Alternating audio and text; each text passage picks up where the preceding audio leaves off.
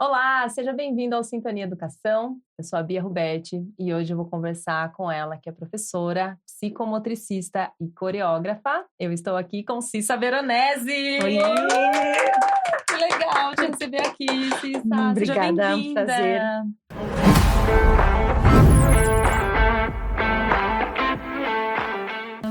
Um prazer estar aqui, Que bom. voltar para minha cidade, né? Que ninguém sabe que eu sou daqui, mas sou daqui, né? Sim, é isso que a gente vai conversar hoje também. Sim. Vamos falar um pouquinho sobre a sua história, sobre a sua jornada na dança.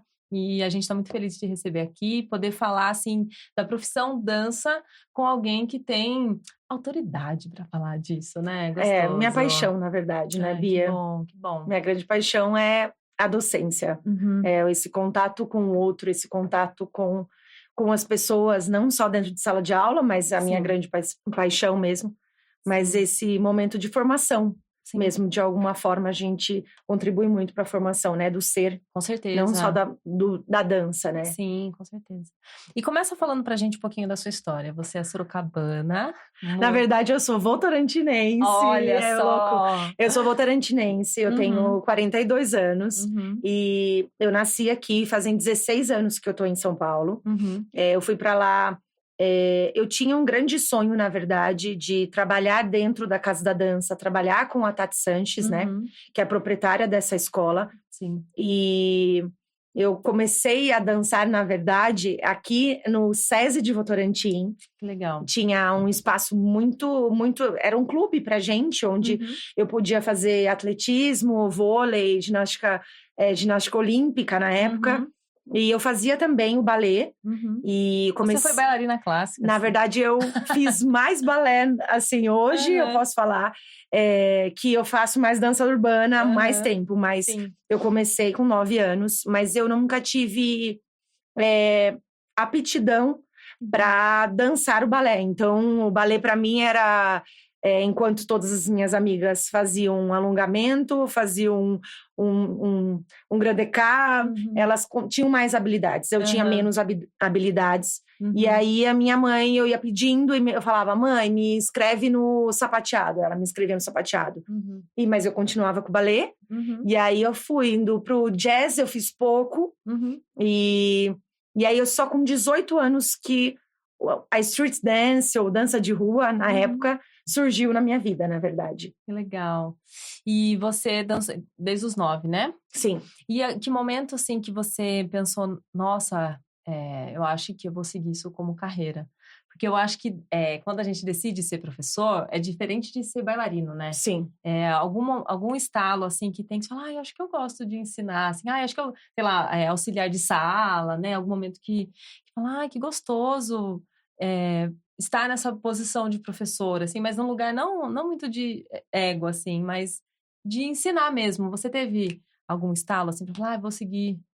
Na verdade, eu acho que dentro da dança urbana em si, não tem como, eu vejo assim, mais nas outras linguagens de dança, onde é assim, o professor de balé chama a sua melhor aluna, né, entre aspas, assim, a sua melhor aluna, a que tem mais habilidade, para fazer essa assistência dentro de sala de aula. E aí faz esse estágio e vai crescendo, eu vejo isso muito também no jazz. Dentro da dança urbana, eu acho que eu acredito que seja diferente. Comigo foi muito diferente. Então, eu já dançava, né, essa dança de rua, essa street dance, que a gente chamava. E aí surgiu que a minha professora, na época, ela não podia dar aula numa escola aqui em Sorocaba. E aí ela falou assim, você quer começar a dar aula? Então, eu acho que, para mim, assim, o meu ponto inicial, na verdade, foi dessa forma. Já dando aula. Exatamente. Aí eu entrei peguei uma aula e nessa escola, na verdade, eu permaneci durante todos os anos que eu trabalhei aqui em Sorocaba. Então, eu comecei ali, e fiz um trabalho ali, e continuei. E quando eu fui para São Paulo, eu continuava vindo para cá, dava aula ainda ali. Mas eu não posso falar, Bia, que eu tive um start, assim. Eu acredito, eu já falei, inclusive, isso para algumas pessoas, eu acredito que eu seria professora de qualquer dança, ou de qualquer esporte, ou de qualquer algo que envolvesse o corpo. Sim. Eu sempre quis, na verdade, estar dentro dessa trocar, sabe? Dentro de sala de aula, contribuir de alguma forma. Então, eu queria ser professora. Sim. Não seria de matemática, mas natação também não. Sim, temos alguns limites também. Exatamente. Não. Mas tanto que isso eu fiz educação física. Você fez aqui em Sorocaba? Eu fiz em Sorocaba. Legal. Fiz aqui na FEFIS, o ACM. Sim. E logo em seguida, quando eu fui para São Paulo, eu não queria, por exemplo, fazer uma pós-graduação em dança. Todo mundo fazia. Expressão corporal e dança. Eu falei, não é isso que eu quero. Eu não quero fazer isso. Sim. Nunca quis fazer uma faculdade de esportes e nem de dança. Então, eu já tinha certeza. Eu queria ser educadora física e entender esses processos didáticos para ensinar um quicar a bola, por exemplo. Sim. E depois que eu fui procurar pós-graduação em psicomotricidade, aí eu achei, eu falei, caramba, é isso. É o desenvolvimento motor, é o desenvolvimento social, o desenvolvimento psíquico, afetivo. Aí eu entendi que eu queria partir para esse ponto. Assim. Legal. E eu sou formada em educação física também somos FEFIS. Somos FEFIS. E é muito legal, assim, porque eu acho que a educação física, ela abre um leque, né? Sim. Pra gente, assim, gosto de dança, mas é muito interessante você entender o movimento. Sim. E entender a didática do ensinar, né? A sua didática, ou qual a didática que você vai escolher, não sei, assim, para trabalhar. Então, e quando você entende isso, daí a aula flui melhor, daí tudo flui melhor e você se vê mais feliz mesmo dentro da profissão, né, de professor, porque a gente passa por muitas frustrações também como professor, enfim, mas nunca é sobre o outro, né, eu acho que é sobre como você vai fazer com que o outro te entenda.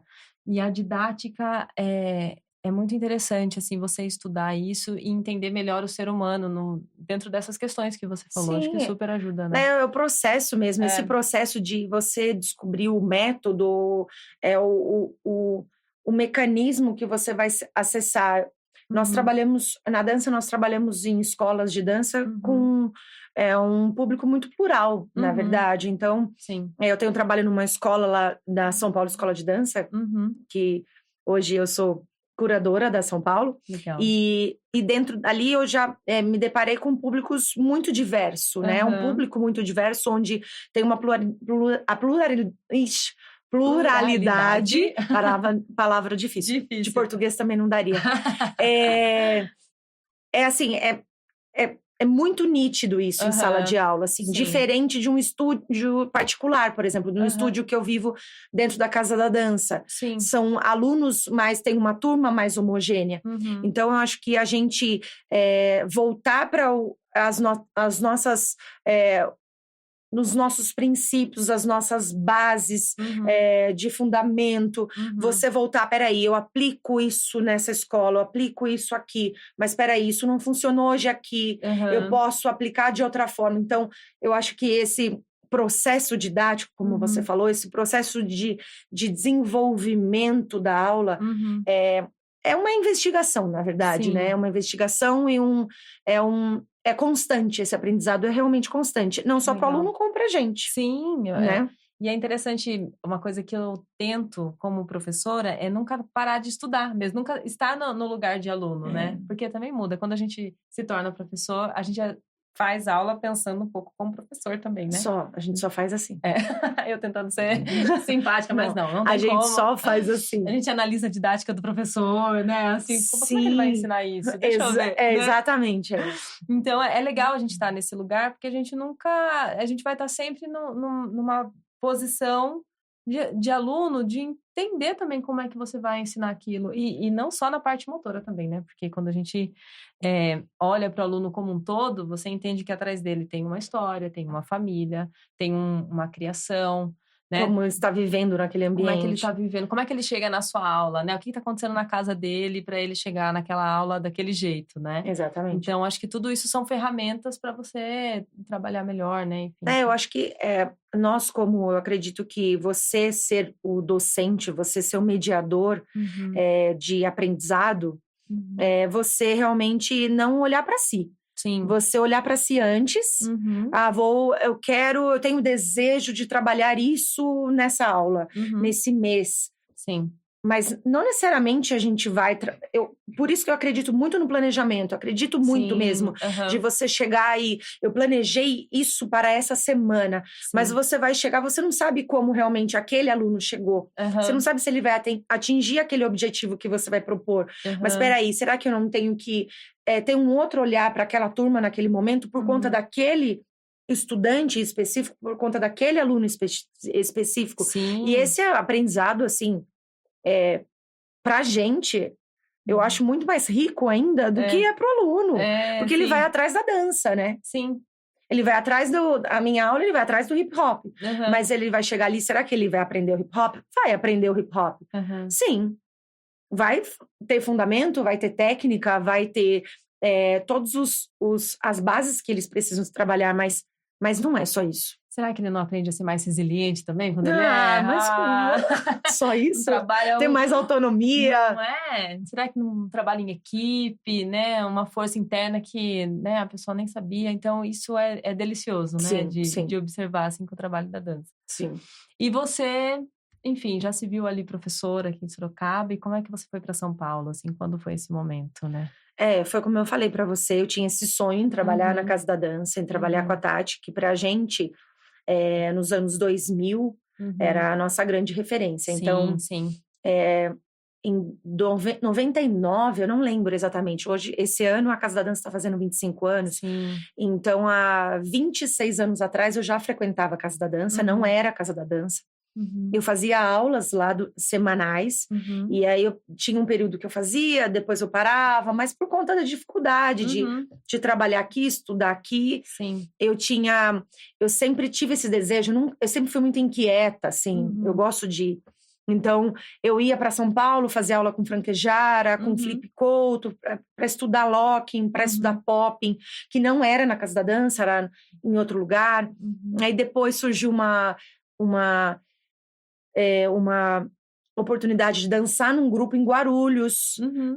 Existia um festival grande, chamava Fitness Brasil, onde a Tatiana, né, ela tinha o maior festival de dança de rua do Brasil. Sim, então legal. Era ali que a gente conhecia, ela trazia muita gente de fora. Isso, no meio era da tudo urbana, ali. Né? Eu, adolescente, eu já tinha isso, então eu sempre tive essa vontade de estar lá. Legal. E aí chegou um momento que eu falei, peraí, eu vou pra lá. Aí eu não tinha certeza se eu ia, eu tava muito feliz com o meu trabalho aqui em Sorocaba, mas eu queria mais. Sim. Eu fiz uma audição para dançar no Salão do Automóvel, com a Tati como coreógrafa, e lá ela me escolheu como dance captain. Então eu cuidava de 30 bailarinos homens e eram 4 mulheres, eu era uma delas. Então, eu cuidava desses bailarinos durante a feira. Então, a gente ficava um período grande, eram 10 horas de feira. Então, a gente ficava se apresentando de hora em hora. Então, ali a Tati falou, você não quer? Me chamou pra conversar. E pra mim, ela era assim, nossa... Ai, a Tati é maravilhosa, né? Um beijo, Tati. Por favor, né? Esteja nos assistindo, linda. Né? E aí... Querida. E assim... ela chegou e me chamou e falou, quer começar a dar aula na Casa da Dança? Eu tenho umas turmas de criança e de adolescente. Ela já conhecia meu trabalho em Sorocaba. E eu comecei. Sim. Fiquei 4 meses indo e vindo. E depois mudei pra lá. Sim. E aí agora não me vejo mais aqui fazendo... eu acho... morando aqui. Sim. Não me vejo mais. Se eu morasse aqui, eu acho que nem trabalharia com dança. Você ia derreter nesse calor também aqui em Sorocaba. Um pouquinho. Mas é gostoso, né? Olhar para trás assim e ver esses movimentos. Sim. E a gente tá falando muito sobre dar aula, né? Ser professor. Mas ali você já também conheceu a profissão dança bailarina, né? Assim, também ser contratada como dançarina para um evento. Que também é uma outra vertente ali das possibilidades de dança, né? Eu acho que dentro da dança, eu nunca tive esse objetivo de ser uma grande dançarina ou bailarina de dança urbana. Nunca tive essa vontade. Tenho sonhos ainda e óbvio que os sonhos mudam, né? Porque a gente vai realizando alguns. Sim. Mas eu nunca tive essa grande vontade, assim. Então, eu tive essa oportunidade. Tanto que, para mim, eu falo que estar eu fico ansiosa quando eu vou dar uma aula, ou vou estar aqui, ou vou entrar numa reunião de uma curadoria, de uma coordenação, ou vou desenvolver um trabalho, ou vou, como coreógrafa, ou mesmo sentar numa mesa de jurados e avaliar grupos. Eu fico ansiosa, inquieta para fazer um melhor trabalho, assim. Sim. Agora, quando eu preciso entrar em cena para dançar, me dá um branco. Aí eu penso, caramba, eu não sei fazer isso.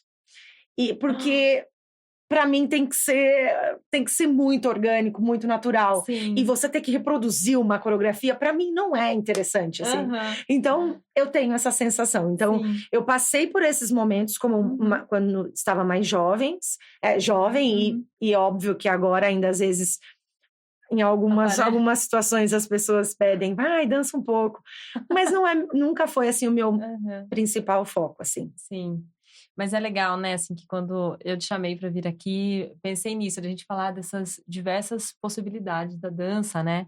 Então, você ali como professora, aí você falou que você também é curadora da São Paulo Escola de Dança. Isso.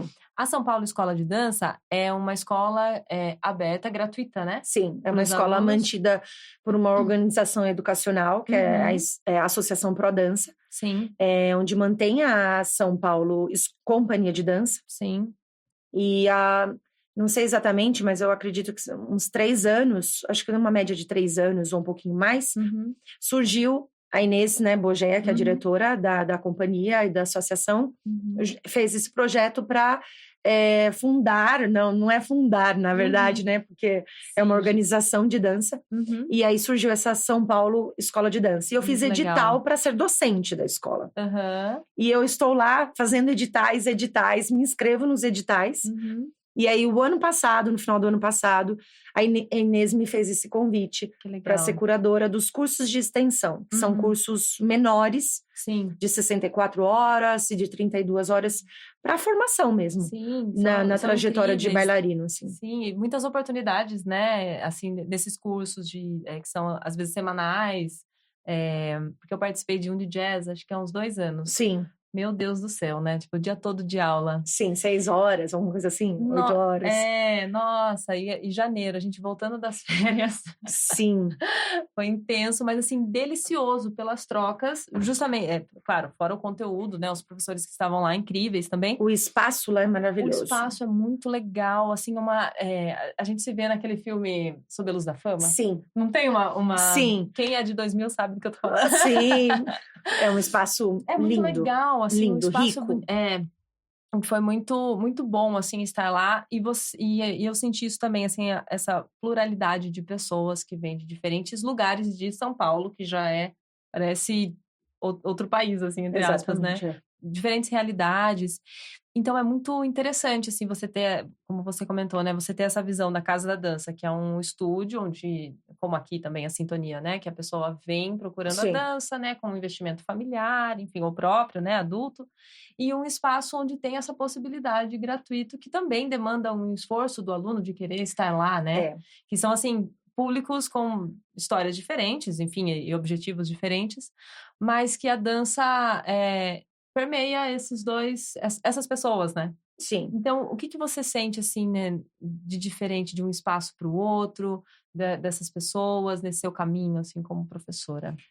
Eu acredito, assim, que uma das grandes diferenças que eu vejo hoje como curadora e pude observar nesses anos como docente de cursos de extensão, de cursos livres, é que a São Paulo Escola de Dança, ela tem cursos profissionalizantes, onde o estudante fica lá 2 anos, cursos de 2 vezes por semana, o qual eu fui também docente, e esses cursos de extensão, mesas de discussão. Então, eu acho que diferente de uma das grandes diferenças é isso, você consegue atender um público muito diverso, né? Um público que vai lá 2 vezes por semana e fica 4 horas por semana. E tem estudantes que ficam lá, como você falou, uma semana, 64 horas. Então, tem um intensivo. Sim. E tem acesso a mesas de discussão virtuais, onde você não precisa sair da sua cidade. Sim.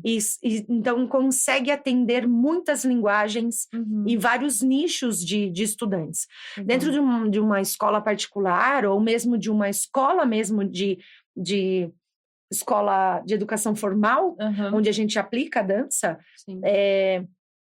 ele vai ali por aquele objetivo. Ele vai ali 2 vezes por semana. Os meus alunos da Casa da Dança e das outras instituições que eu trabalho, lá em mais particular, assim, eles querem 1 hora dançar hip hop. Aham. Seja para 9 horas da noite para esquecer todos os problemas do trabalho, Aham. ou seja por uma objetivo assim, eu gosto de dançar, estou há 15 anos, eu tenho alunos lá na Casa da Dança há 15 anos, e que não querem seguir isso da vida, mas Sim. tem a dança como... Parte da vida, né? Sim. Aham. Legal. Então, eu acredito que uma das grandes diferenças é isso, é o objetivo qual aquele estudante chega, Que legal. né, sabe? Uhum. E eu acredito que é isso que o docente tem que estar totalmente ciente. Uhum. Qual é o objetivo daquele aluno, né? Exatamente. Nossa, isso muda tudo. Muda a nossa percepção como professor, muda a percepção da turma, né? Porque às vezes a gente tem o nosso desejo, né? Por exemplo, vou montar uma companhia de dança aqui dentro desse espaço. Sim. Vou pegar você, vamos fazer aulas extras, porque, por exemplo, era o meu sonho ter uma companhia. Só que às vezes não é tanto o sonho do aluno mesmo, né? Às vezes ele tem até o desejo, mas de repente não é aquilo que movimenta, no fundo não foi para aquilo, mas às vezes ele não consegue ficar 8 horas dentro de uma sala tendo ensaio. A gente tem que pensar muito nisso. Você pegar uma aluna linda sua, nossa, ela tem um trabalho de pé maravilhoso, é expressiva, tem 12 anos, vou levar ela para competir, a mãe autoriza, a mãe apoia financeiramente. Aí será que ela tá disposta a ficar 4 horas ensaiando, depois mais 1 hora fazendo aula, e depois viajar o final de semana inteiro? Como que é a convivência dela na escola, com as amigas? Ela tem 12 anos, ela precisa vivenciar outras coisas na vida. Sim. Então, a gente precisa deixar de ser um pouco egoísta também, como você falou. Sim. Entender qual que é o objetivo, né, daquela turma de fato, né? Sim. Porque daí tudo flui melhor, né? Sim. E você falando sobre os cursos da São Paulo, enfim, muitos... eu acho que hoje em dia também tá mais fácil do jovem adulto, ali, do adolescente, projetar uma carreira de dança. Sim. Porque tem... Acho que você vai me corrigir também, porque você tá, Sim. lógico, né? Tem mais possibilidades. Sim. E o acesso tá mais fácil, tá tudo ali na sua mão, Instagram para você ver como é que faz a audição. Muito mais fácil. Não é? E como que tá, assim, o mercado agora para esse jovem adulto? Difícil, né? O mercado. É muito louco, porque eu penso que hoje o jovem, ele tá muito... eles recebem informação de uma maneira muito fácil. Sim. E, ao mesmo tempo, ele é muito imediatista, né? Então, assim, ele não conseguiu aquilo. Então ele já vai pro próximo. Então, ele não conseguiu isso nesse estúdio, ele já vai no outro. Não conseguiu com esse professor, ele vai pro outro. Sim. Né? Então, assim, eles querem tudo de uma maneira muito rápida. E na dança, eu não acredito que a dança, nós somos pessoas sortudas. Eu, com 42 anos, eu consigo. Eu não fui... caramba, eu nunca fui uma grande dançarina. Ok. Nunca fui uma pessoa que representei... batalhei, por exemplo, dentro do hip hop freestyle. Nunca entrei numa batalha. Mas eu tava ali vivenciando as batalhas. Vivencio e proporciono isso para os meus alunos. Mas eu penso mesmo, assim, que... Não, eu preciso entrar numa batalha nesse... então eu entro, batalho, perdi, não batalho nunca mais. Então, eu acredito nesse... que tudo tá chegando com uma rapidez. Uma rapidez, mas... Tá raso também. Exatamente. Né? Então, eu acredito, assim, ouvindo o seu trabalho, alguns, né, o outro podcast que você tem, e vendo, nessas conversas que nós temos com os nossos amigos da dança, são poucas as pessoas que querem conhecer da nossa história, são poucas as pessoas. Hoje eu chego em lugares para fazer aula, e os professores amigos se falam assim, vocês conhecem a Cissa? E as pessoas olham, os jovens olham e falam, não conheço a Cissa. Então, gente, vocês deveriam procurar saber quem é a Cissa. Então, assim, Não porque eu sou alguma coisa, não, mas porque eu tenho uma trajetória. É importante isso da história. Sim. É importante os jovens chegarem e procurarem. Quem foi Tatiana Sanches dentro da dança? Sim. Quem foi Franquejara? Não, voltar para a história. Quem foi Eduardo So? Quem foi Guiú? Quem foi André Rockmaster? Quem foi? Eu tô falando dessa Sim. linguagem. O que foi? Como era esse festival onde reuniam os grandes grupos de... Ninguém volta.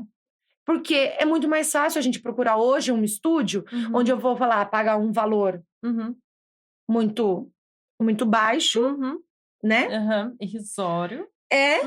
E chego lá, faço 1 hora de aula. Às vezes nem faço 1 hora de aula, porque às vezes tem tanta gente na sala que a pessoa não consegue. Quando a pessoa vai começar a dançar, eu tô falando isso da dança urbana, é o que eu vejo.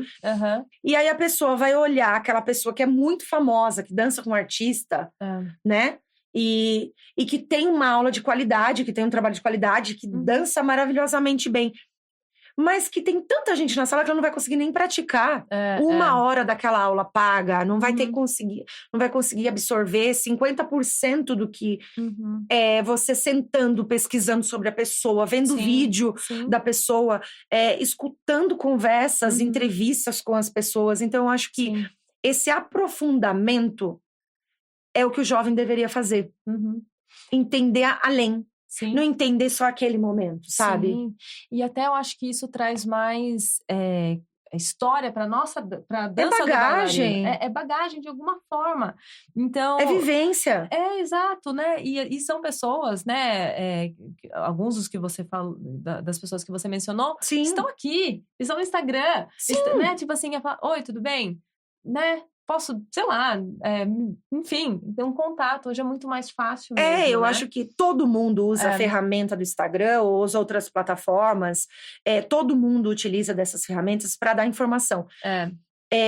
Tanto a pessoa mais jovenzinha do TikTok, que tá bombando, ela também vai trazer informação. Mas como essa informação foi passada lá na década de 90 por aquela pessoa, quando aquela dança surgiu. Sim. Então, isso tudo muda, né? Eu fui para Nova York em 2000 a última vez que eu fui para Nova York, a primeira vez que eu fui para Nova York estudar foi em 2019, depois eu voltei em 2024.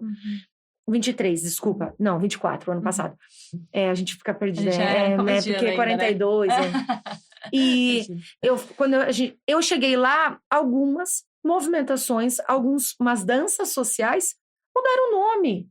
Então, hoje, por exemplo, eu dou aula no Summer da Royal, de balé. Eu dou aula de... Não, eu não dou aula de balé. Eu dou aula de dança urbana. Muito legal também, eu vejo chegar pessoas e falar assim, não, peraí, esse movimento, esses sílabos, essa nomenclatura vai mudar para tal... Por que a gente não pode se inteirar? Isso tudo é vivência. A gente precisa estudar. Sim. Como você falou, a gente não pode parar. Né? A gente olha, o método, o cupê, não sei, tá? Posso estar falando bobagem. O cupê na frente, agora você tem que posicionar nesse ossinho e não nesse mais. A gente ouve algumas coisas e a gente fala, mas peraí, se tudo está se transformando, se uma dança como balé clássico se transforma tanto, imagina uma dança que surgiu na década de 90. Então, peraí. Como é que tá isso agora, né? Por que mudou? O que mudou? E não só... E não existe verdade absoluta. Exato. E não só o mudar pelo mudar, porque hoje também, assim, com rede social, e daqui a pouco a gente vai falar também sobre o Masked Singer, né? Mas, assim, essa questão da visibilidade, então, de estar bombando ali, estar viralizando, ter seguidores, não só algo que seja visualmente atrativo, né? Como eu acho que é o que o pessoal busca muito hoje também. Mas, assim, de onde é que veio esse passo, né? Por exemplo, das danças urbanas? De onde é que veio e por que tá mudando, né? Porque o corpo também da década de 70 é um corpo diferente de agora, né? Você vai ver um bailarino que dançava nos anos 80 e o jovem, né, de hoje em dia, o jovem dos anos 80 e o jovem de hoje, é um corpo diferente, é uma história diferente, a alimentação é diferente, a vida... Então, é normal que mude, né? A transformação faz parte. Mas é tão interessante você fazer essa ligação, né, assim, do passado com o presente, até projetar o futuro, como é que vai estar daqui a pouco, né? Sim, então é muito louco rico, isso, porque né? eu fico vendo isso. Às vezes a gente tem uma coisa que a gente lutava muito dentro da dança urbana, que era assim, todas as aulas no Brasil chamavam aula de hip hop. Então, a pessoa chegava lá, dava uma aula de hip hop freestyle com fundamento só com improviso. O Henrique Bianchini, por exemplo, chegava lá, dava uma aula do jeito que é, da forma que ele tem e da forma que ele construiu o trabalho dele, e as pessoas chamavam aquilo de hip hop.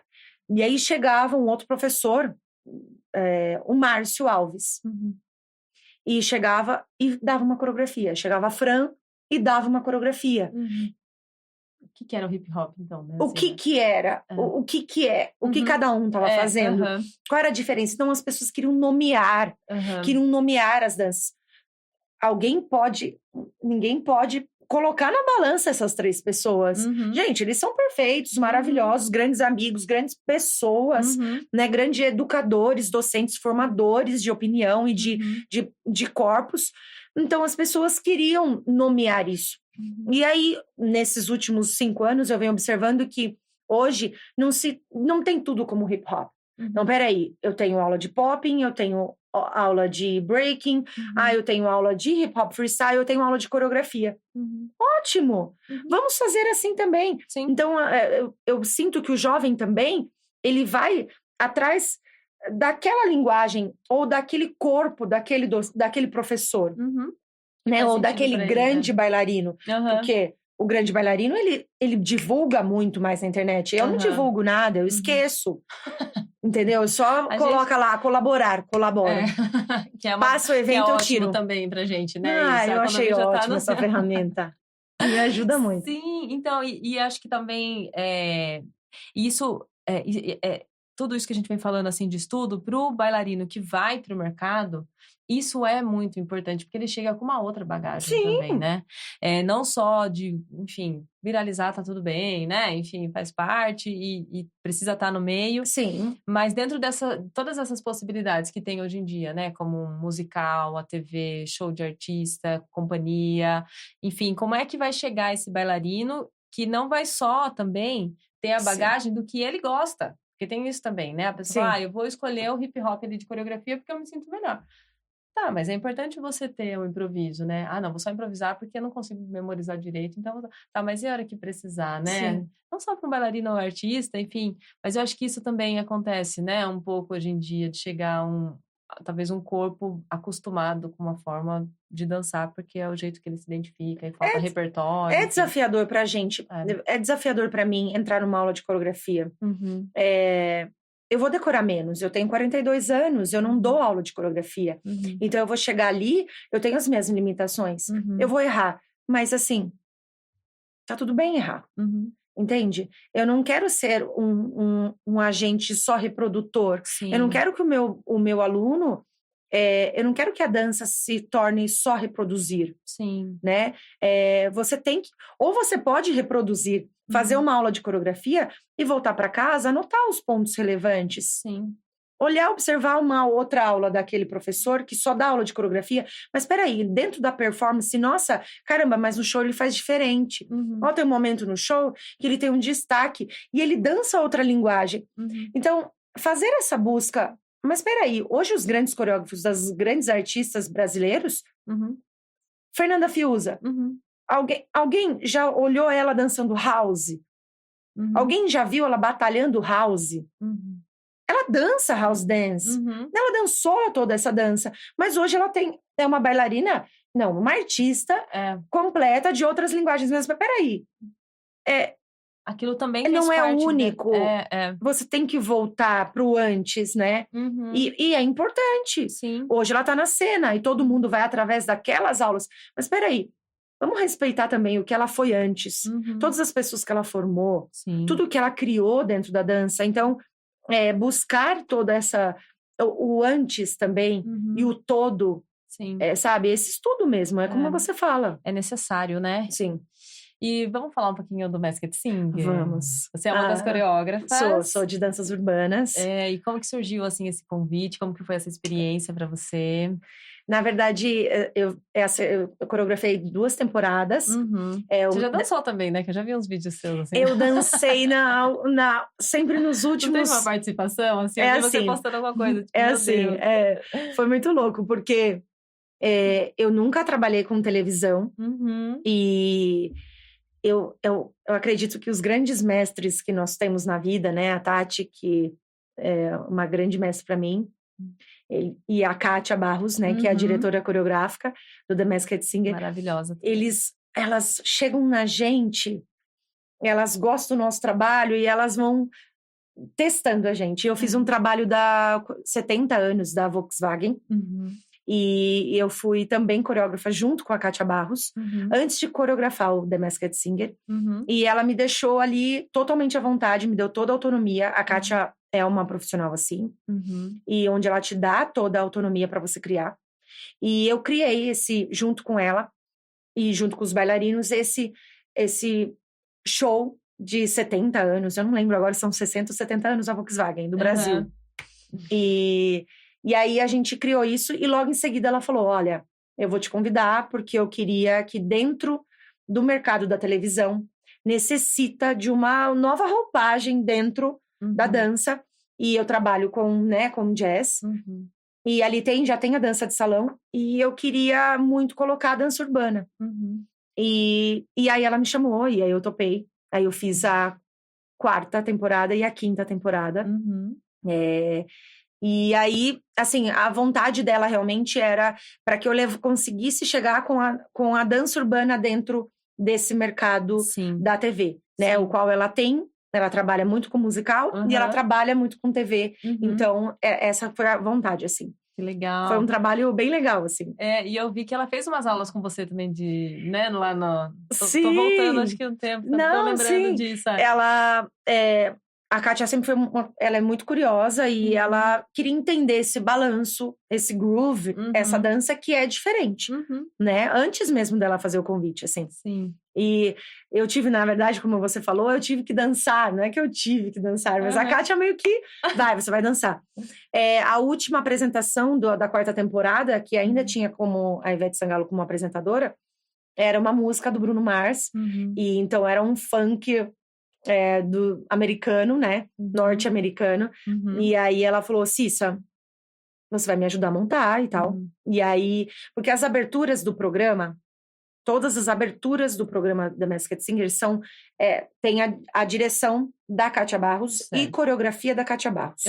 Porque a ideia é que aquele programa seja para a TV Globo e para o diretor, Marcelo Amick é o nome dele, é um grande diretor, genial, inteligentíssimo, assim. Ele gosta de ver um número de musical brasileiro dentro da TV. Que legal. Então, ele tem essa vontade. Então, por isso, da contratação e de ter a Kátia como diretora coreográfica. Sim. E aí, essa abertura, nós coreógrafas, porque eu tenho mais uma parceira que trabalha com dança de salão, então, nós somos convidadas para fazer pela Kátia, contribuir para aquela abertura. Legal. E aí, ela fala, olha, isso aqui é um bolero. Então, eu fico só na assistência. A Carol, né, Crespo, que ajuda, assim. E auxilia junto com os bailarinos. Então, é sempre... uma troca também ali, a Kátia né? é uma profissional muito generosa, assim, que deixa a gente realmente criar, como eu falei, sabe? Legal. É muito bom. E qual foi o maior desafio seu, assim, de ir pra TV? Porque jogo de câmera, né? Nossa. E aqui... totalmente diferente do teatro, né? Assim, enfim... A caixa cênica, a gente faz coreografia para um palco cênico, uma frente, né? Então, o palco italiano, né? Que a gente sempre uma frente... Por mais... A composição coreográfica é completamente diferente. Quando eu cheguei no programa... O palco tinha mudado. Então, eram, na verdade, 4 palcos e um central. Tinham passarelas e assim. E aí, a Kátia informa pra mim, né? A Carol já tinha feito trabalho no Dance em Brasil.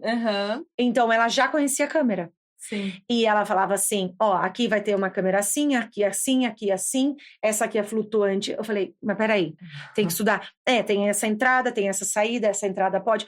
Então, assim, Isso foi um estudo para mim. Aham. Então, você tem o mapa de câmera. Então, na primeira temporada, eu ainda fazia tudo muito frontal. Aham. E aí eu comecei a falar assim, não, peraí, eu tenho que estudar de outra forma. Aham. E aí eu comecei a tentar ver como é uma steady, uma câmera flutuante, aquela que acompanha o bailarino. Aham. Mas peraí, tem o corte, mas o corte não é nosso. Uhum. Né? Então, foi um estudo a mais mesmo. Ah, eu ia te perguntar isso. E como é que funciona, assim, você desenvolve a coreografia, você tem essa comunicação com a parte dos câmeras, né, que deve ter um diretor também para isso, Sim. né? Então, esse momento tem que... Você segue a câmera ou tem esse diálogo para Não, a ele gente também? faz a coreografia para a câmera. Legal. Então, isso foi muito desafiador, mas é muito legal, assim, é muito... a gente entende mais o nosso lado artista do que coreógrafo, na verdade.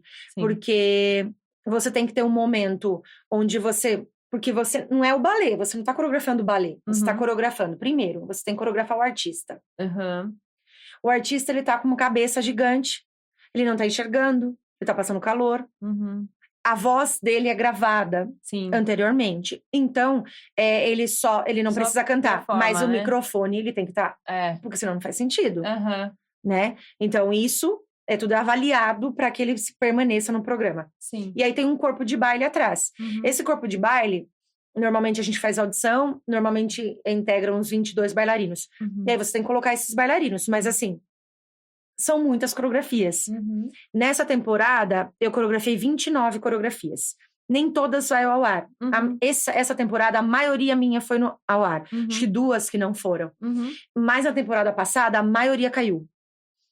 Então, isso acontece, porque o artista perde. Então, você coreografa o artista, você conhece quem é o artista de dentro. Você sabe antes de todo mundo, então. O coreógrafo sabe quem é o artista.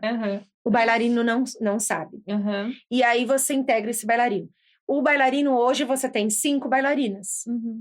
No outro balé desse artista, ele tem 10 homens, né? 10 bailarinos. Então, tem muito isso. Tem essa mudança de elenco de balé. Que isso difere muito. Pra cada número do artista tem... Sim. E é gravado em São Paulo ou no Rio? São Paulo, grava aqui.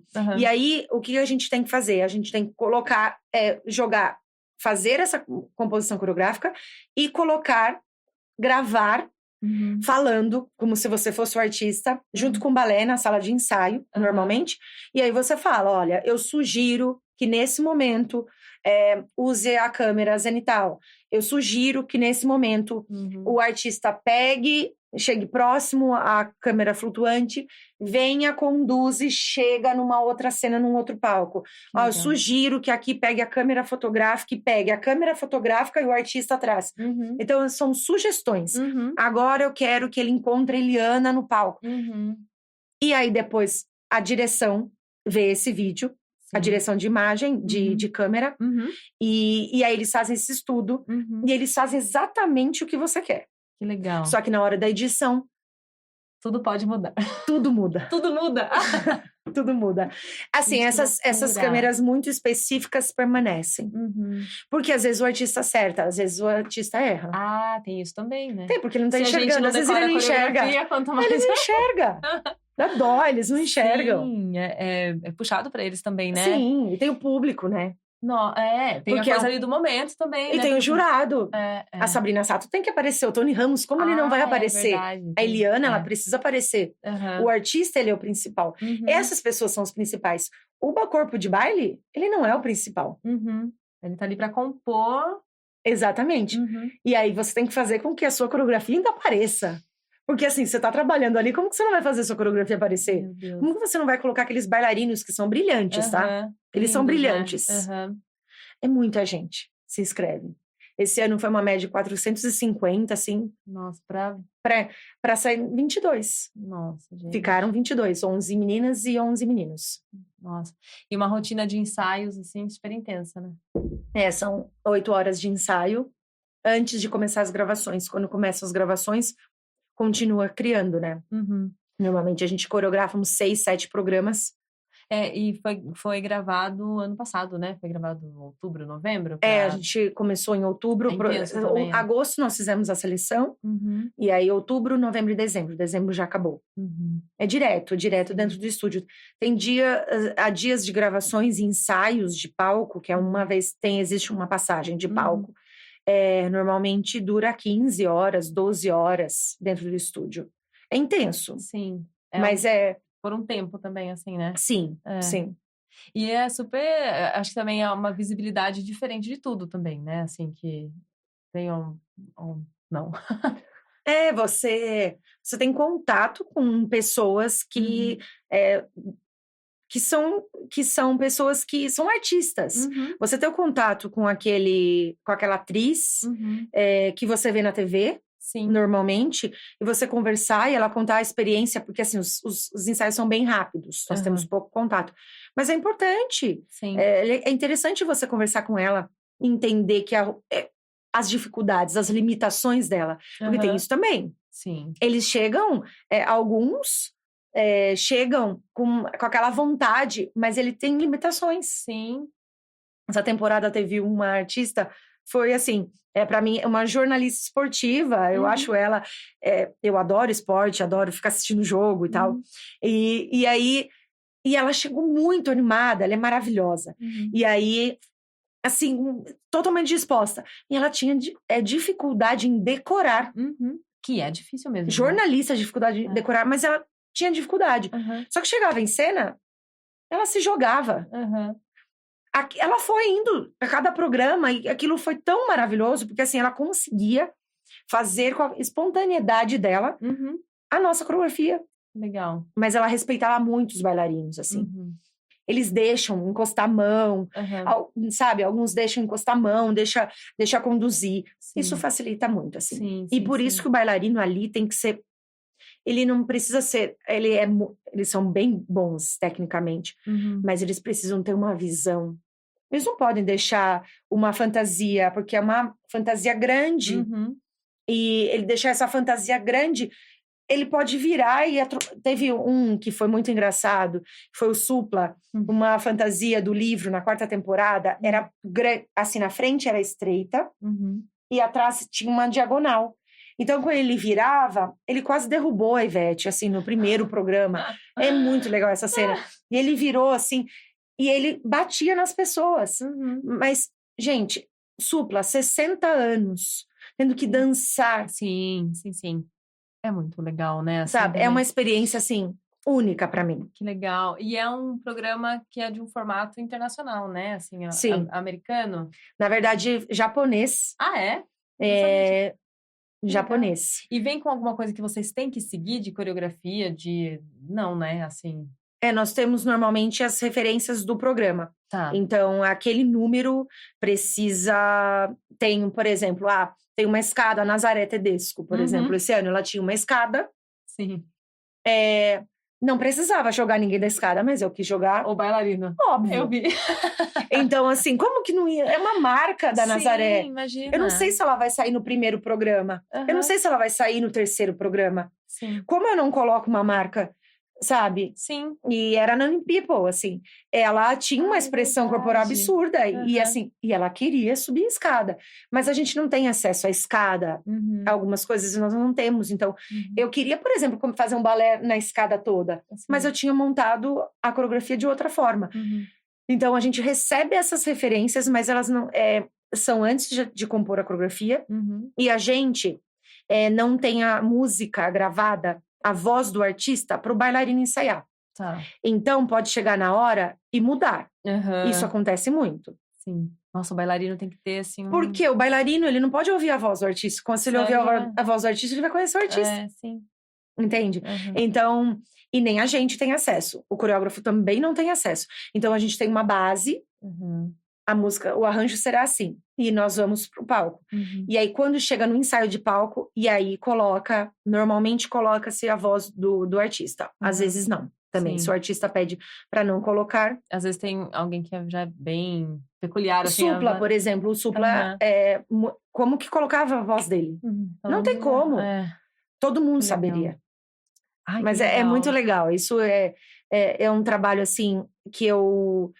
Se as pessoas têm essa vontade de trabalhar num programa de TV, Uhum, como coreógrafo, é riquíssimo, eu acredito, como bailarino. uhum, Eles são... Por isso que eu falo, eles são brilhantes, incríveis. uhum. Sempre os dois elencos que eu trabalhei.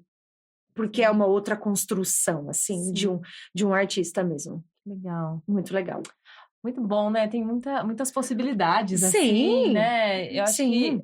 antigamente, na nossa Na época, nossa época, né, quando tudo era mato, parece que você ia para ser professor ou um bailarino de companhia de balé clássico, né? Assim, não tinha um espaço para jazz, não tinha um espaço para as sapateado, danças danças urbanas. Dança de urbanas, salão. Dança de salão é uma dança para velho. imagina, né? E assim, hoje em dia tem outras possibilidades mesmo, isso é muito bom. Né? Você sabe que uma das grandes dificuldades para a gente, dentro, né, para a gente que faz a seleção, a audição dos bailarinos, na São Paulo eu até propus agora no mês de janeiro. Eu propus um curso de dus e duetos, Uhum, porque eu trabalhando no Masked, eu entendi qual é essa grande limitação que o bailarino tem. Ele dançar sozinho frente ao espelho, ele dançar para a câmera, é ele verdade. mas ele dançar em contato com o outro. Não tô falando de contato, não tô Aham, falando de aula de dança contemporânea, aham, mas você suspender um corpo, você bailarine, né, ou bailarino, suspender esse corpo do outro bailarino. uhum, Como que é esse contato? Eu sim, sentia isso no Masked, assim. aham, Porque eu observava, não que eu propunha para eles, uhum, porque eu não propunha, porque eu não tenho conhecimento sobre isso. E uhum, aí eu propus isso aham, para a direção da escola, da São Paulo Escola de Dança, para que nós tivéssemos. E foi maravilhoso, assim, legal. com dança de salão, com jazz e com dança contemporânea. Aham, Existe, precisa desse toque físico, precisa qual é esse tônus, uhum, né? Como que vai ser esse contato, como que vai ser esse impulso? Você não uhum, pode pegar o bailarino e jogar no chão. sim, Ele tem mais 9 coreografias para fazer naquele dia. deixar ser conduzida, né? Conduzido. Exato, como é essa condução. Eu não É, sabia de nada disso. aham, Isso você vai aprendendo. sim, É muito que legal. legal. Muito bom, Eu ai, tô falei gostando. bastante. Não, mas é Tô muito bom, falando. nossa, que conteúdo rico, que legal. E a gente tem aqui, assim, um jogo que a gente tá caminhando pro final da nossa conversa, é Tá, uma pena. Que eu vou pedir para você colocar algumas situações, sim, a Maju vai perguntar aqui pra gente, é, em fácil, médio ou difícil, tá bom. tá? Relacionados à dança. Vamos lá, Mar? Iniciar aula de dança na vida adulta. Fácil, médio ou difícil? Fácil. Se a aula bem conduzida, Sim. Você tem uma turma de adultas, não tem? eu tenho várias turmas de adulto 1. Eu amo, assim. É delicioso, né? Delicioso, é uma delícia. Eles vão para se divertir. Sim, E não tem que ficar dando dificuldades. sim. Eles Tem só que querem ser. dançar, se Sim, expressar, sim, muito bom. entender a essência da dança. Porque às vezes tem esse preconceito, né, ainda. Não, eu dancei criança, agora já passou meu tempo. Não tem essa, Tem né? muito, a gente recebe muito disso, assim. Sim. Eu acho que tem essa espontaneidade mesmo da Uhum, aula, e principalmente os professores, eles têm que conduzir de uma forma que deixe completamente esse adulto completamente à vontade uhum, para se expressar, sim, entender a essência, entender como se move, uhum, como se quer mexer, sim, não tem uma limitação, o braço é aqui, o braço é aqui. uhum, Não, vai com o tempo, eu acho que o tempo é maior. uhum, Tem um tempo de vida maior, uhum. o tempo desse processo de aprendizado, eu acredito que tem que ser maior. Sim, legal. Dar aulas para criança. Fácil, médio ou difícil? Difícil, Uhum, né? Para mim, eu falo muito, Bia, que não estou julgando nenhum diretor de escola, mas às vezes eu ouço assim, eu vou colocar aquele estagiário, aquela pessoa que dança bem para dar aula de criança. uhum, Coloca para adolescente. Coloca numa turma avançada. sim, sim, O sim. adolescente, ele não vai questionar o professor, ele não vai... ele vai simplesmente reproduzir. Uhum. A criança, ela tem as fases de maturação, tem que ser muito Nossa, bem sim. estudadas, as fases cognitivas da criança. Então, para mim, é um estudo além de qualquer outra nível e Uhum. nicho de alunos, assim. Para Sim. mim, é bem difícil. É difícil. Muito bom, eu acho também. E que tem muito disso, né? Ah, não, põe no baby class. Ah, quer começar a dar aula? Pega um baby class. Me dá Caramba! palpitação, Você né? pensa nisso? A mesma coisa do que eu? Sim, imagina, porque é a turma que você precisa ter mais recursos, né? Tanto para o aluno não dispersar, como uma esponjinha ali na sua mão, né? Que absorve tudo e que precisa de uma condução com responsabilidade, né? Então, baby, criança, e são questões ali que ela vai viver que ela pode levar para a vida toda, né? Exatamente. Eu acredito que a gente recebe muito mais alunos que de outros espaços, ou de outros professores, ou de outras linguagens, desses professores que falharam. Uhum. Eu acredito que a criança, ela registra muito uma falha né? Uma fala de muito severa dentro dentro da aula, Sim. e ela vai registrar aquilo para ela. É a Uhum. memória afetiva dela, é a Sim. memória dela, Sim. é a memória corporal mesmo. Então a gente recebe muito mais. Então eu acredito que o professor de criança, ele não pode falhar. Sim. Se ele falha, vai ser registrado. O adolescente, você erra, ele vai achar divertido, né? Sim. E é isso que você falou, colocar uma turma é que eu penso assim, dentro da dança urbana, né? Eu trabalho muito com kids, juvenil, o teen e o adulto. Você, por exemplo, trabalhar uma criança de 9 anos, uma turma de meninas de 9, 10 anos, que já vem desde o baby, dentro da escola, Sim. fazendo um trabalho. Elas têm essa consciência, elas sabem o que pode e o que não pode, Sim, né? sim. É muita responsabilidade, Eu né? acho um desafio. Difícil. Difícil.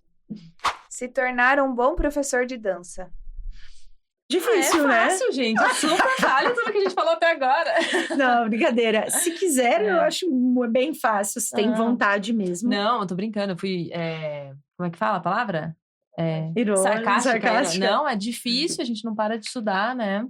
Eu acho que existe essa dificuldade porque o professor, ele não pode ser... Ele tem que ser um bom dançarino, um bom bailarino, porque ele precisa mostrar através do seu corpo. Então, ele não pode ser uma pessoa que não pratica. E tanto... estudar sobre outras questões do mundo. Então, como a gente já falou, estudar mesmo psicologia, estudar neurociência, estudar processo de aprendizado, estudar tudo. Então, eu acredito que seja um todo. Sim. Então, mas se ele tiver muita vontade e muito amor, sim. Eu acredito... Mas vamos colocar na caixinha do difícil. Bom. Trabalhar com dança na TV. Gente, vou colocar uma no médio, brincadeira. Médio, no médio tem seus desafios técnicos e que não se surge muito trabalho, muita experiência. O mercado ainda é pequeno, então surge uma vez ao ano, 2 vezes ao ano. Não é todo mundo, não é comum se trabalhar na TV. Principalmente na TV, como chama? TV aberta, né? Então, mas tem essa experiência, assim, dentro da trajetória da dança. Assim, não dá para mensurar, de verdade. É muito bom, né? Muito. Poder vivenciar isso, né? Exatamente. Ser jurada de festival de dança. Nós não falamos disso, né? Que você foi... Sim, você foi jurada dentro do Festival de Dança de Joinville. Do Festival da Sapatilha. Sim, mas por 2 anos, do evento, Sim. Maravilhoso. Como que foi? Bom, primeiro, né? É fácil, médio ou difícil? Eu acho fácil de festival de dança por conta que é muito previsível. O que você vê num festival estadual, você vê num nacional. Eu acredito muito nisso, assim. Tanto que quando no meu caso, né, eu fui jurada do Festival de Dança de Joinville, no Festival da Sapatilha, onde integravam todas as linguagens para um resultado final. Certo. Então, eu escolhia só o primeiro lugar. Então, para a gente, seria mais fácil. Num festival estadual, que de algumas cidades do interior, Uhum. ou mesmo da Grande São Paulo, assim, que normalmente eu faço, Uhum.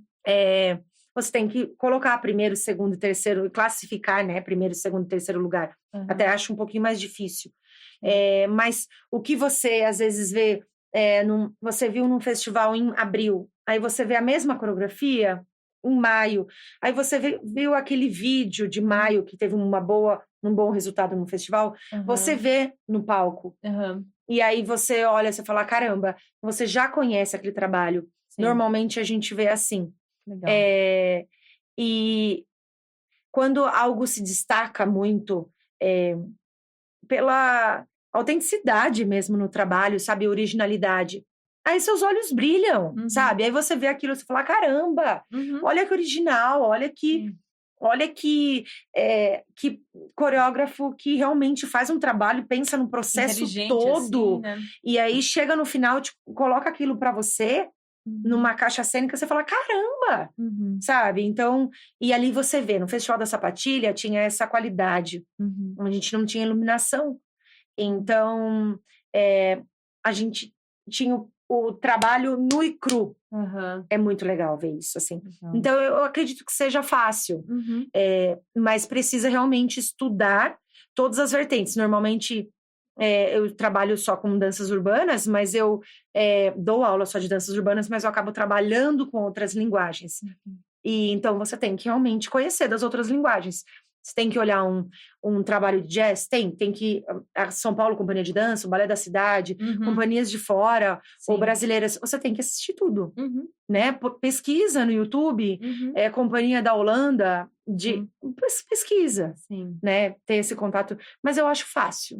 Legal. Eu acho fácil. E conta um pouquinho, assim, de como que foi essa experiência sua dentro do festival, né? Que é o maior festival de dança do Brasil, né? Do mundo em número de participantes, né? Sim. Quando eu recebi, assim, a proposta, né, de trabalhar nesse festival, foi o primeiro ano do Festival da Sapatilha. Agora acontece no terceiro ano. Esse ano eu não vou. Eu fui por esses 2 anos. Normalmente eu sinto que eles mudam muito esses jurados. Foi uma proposta, na verdade, muito ousada. No primeiro ano, nós ficamos muitas horas. A gente não tinha realmente tempo de fazer xixi. A gente não conseguia. Então, nós ficávamos 6 horas avaliando as linguagens e eram misturadas. Então, hoje vinha sapateado sênior, e daqui 2 dias aparecia mais um número. Aí depois de 5 dias aparecia mais um. Então você não tinha essa referência, você só tinha aquela lista. Então, assim, foi desafiador nesse primeiro momento. E você tinha como era o Festival da Sapatilha, dentro da Feira da Sapatilha, você tinha contato com o público o tempo inteiro. Então, você julgava, o coreógrafo já estava descendo olhando para você, só que a mãe do aluno já estava olhando para você. Então... foi assim, uma experiência muito interessante, para não falar outra Vamos palavra. chamar de interessante.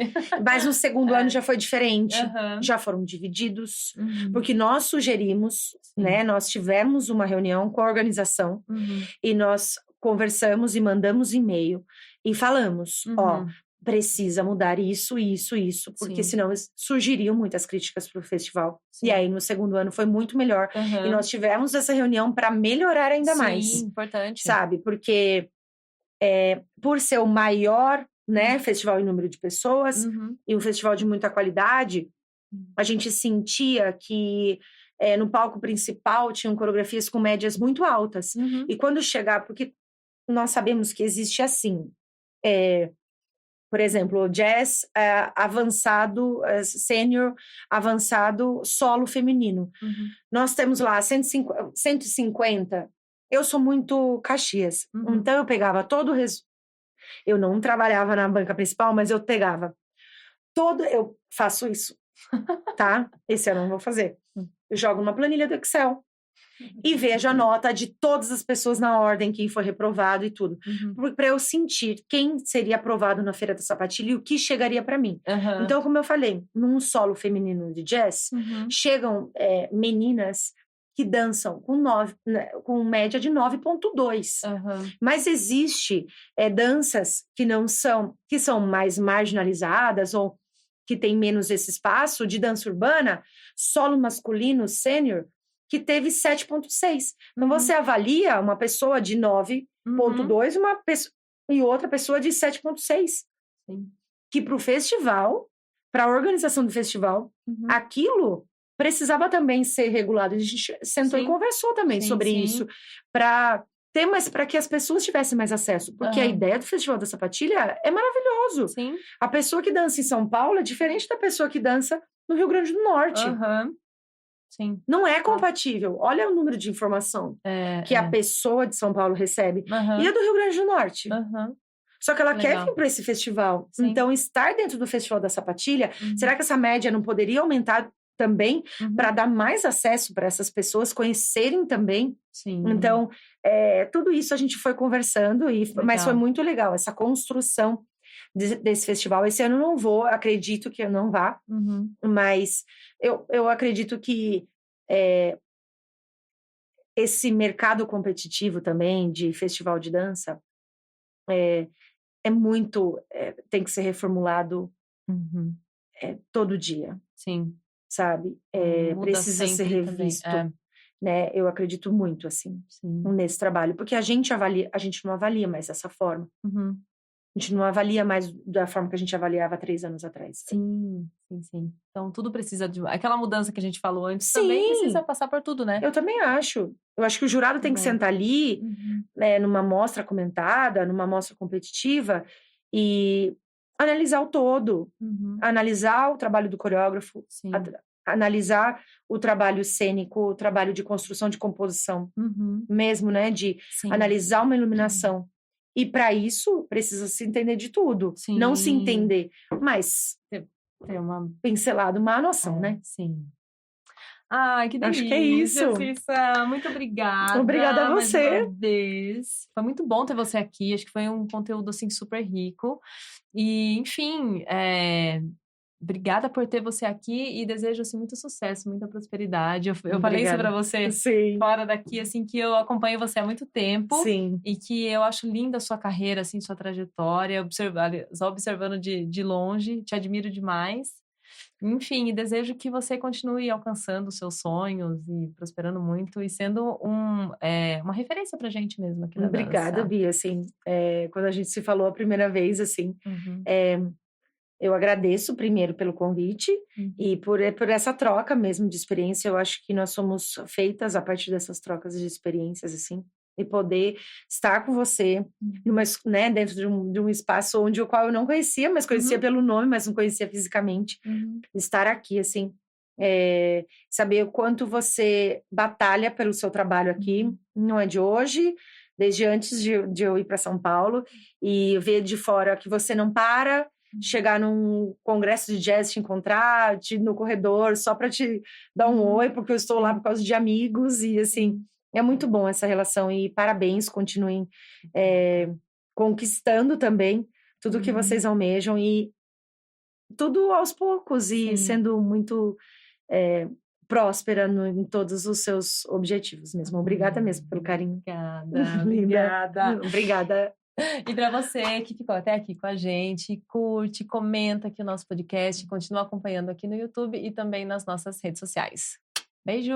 Tchau, tchau! Este podcast tem o apoio da Decora Interiores, especialistas em decoração de casas e empresas, inclusive aqui do nosso videocast.